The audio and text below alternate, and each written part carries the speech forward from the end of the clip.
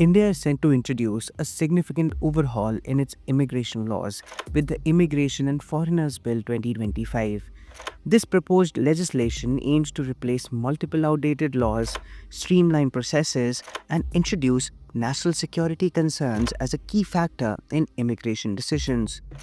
But what does this really mean for India and those seeking entry? Let's break it down.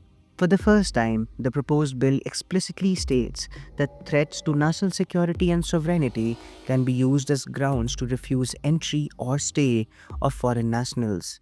While India has previously denied entry to individuals, this was not clearly mentioned in any law. This provision aligns India with global immigration policies where national security plays a central role. Additionally, the bill may introduce restrictions based on a foreigner's relationship with another state. This means that diplomatic relations could directly impact individual immigration cases. While this strengthens India's control over its borders, it also raises concerns about transparency and the potential for broad interpretation. This bill isn't just about national security, though, it's also about modernization. The proposed legislation will repeal four existing laws, some dating back to the World Wars, and replace them with a single, comprehensive framework. The rationale? These laws have overlapping provisions, creating legal confusion. The new bill aims to streamline regulations related to visas, passports, and the registration of foreigners, ensuring clarity and consistency. The bill could also redefine the role of immigration officers, possibly making their decisions final and binding. This would grant officers significant authority but could also limit legal recourse for those denied entry. Moreover, universities and medical institutions may have new responsibilities regarding the admission of foreign nationals.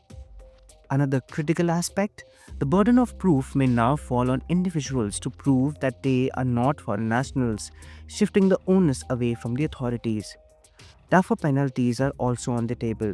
Entering India without valid documents could result in up to 5 years in prison or a fine of rupees 5 lakhs.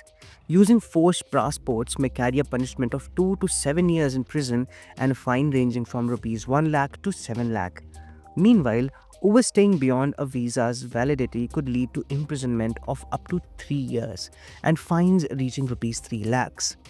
These provisions indicate a stricter stance on immigration violations, potentially acting as a deterrent. India's Immigration and Foreigners Bill 2025 marks a crucial shift in the country's approach to border control and national security.